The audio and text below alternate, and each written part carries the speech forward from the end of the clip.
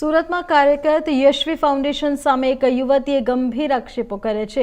ફરહાન નામની યુવતીએ દાવો કર્યો છે કે સમૂહ લગ્નના બહાને તેની અંગત માહિતી અને વ્યક્તિગત જીવનનો ઉપયોગ માત્ર પ્રસિદ્ધિ અને લોકપ્રિયતા મેળવવા માટે કરવામાં આવ્યો.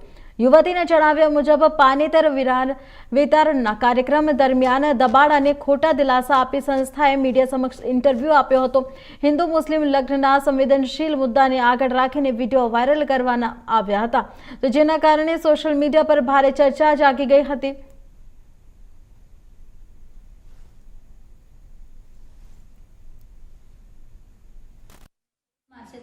નમસ્કાર, મારું નામ ફરહા છે.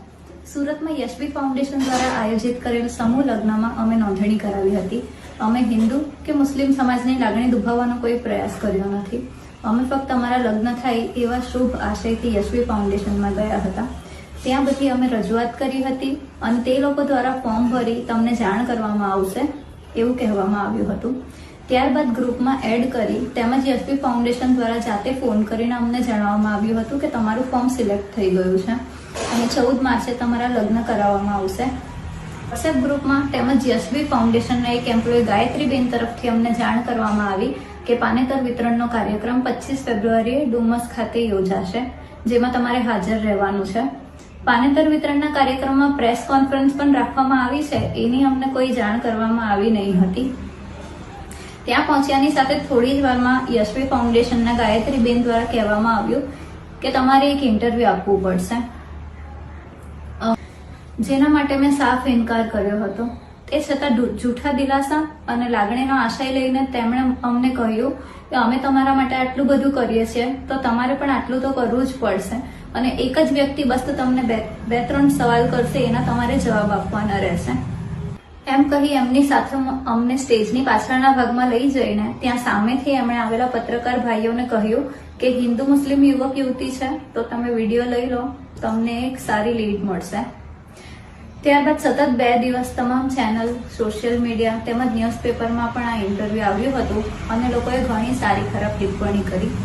ઘણી નકારાત્મક ટિપ્પણો જોઈ જ્યારે અમે લોકોએ યશવી ફાઉન્ડેશનની ઓફિસની મુલાકાત લીધી, ત્યાં ગાયત્રીબેન તેમજ ટીમ દ્વારા આમાં અમે કંઈ નહીં કરી શકીએ અને અમારી કોઈ જવાબદારી નથી અને તેમજ અત્યારે અમારા કોઈ પણ ઉપર હાલમાં હાજર ન હોવાને કારણે અમે તમને ફોન કરીને જણાવશું એવું કહીને અમને ઘરે મોકલી આપ્યા હતા.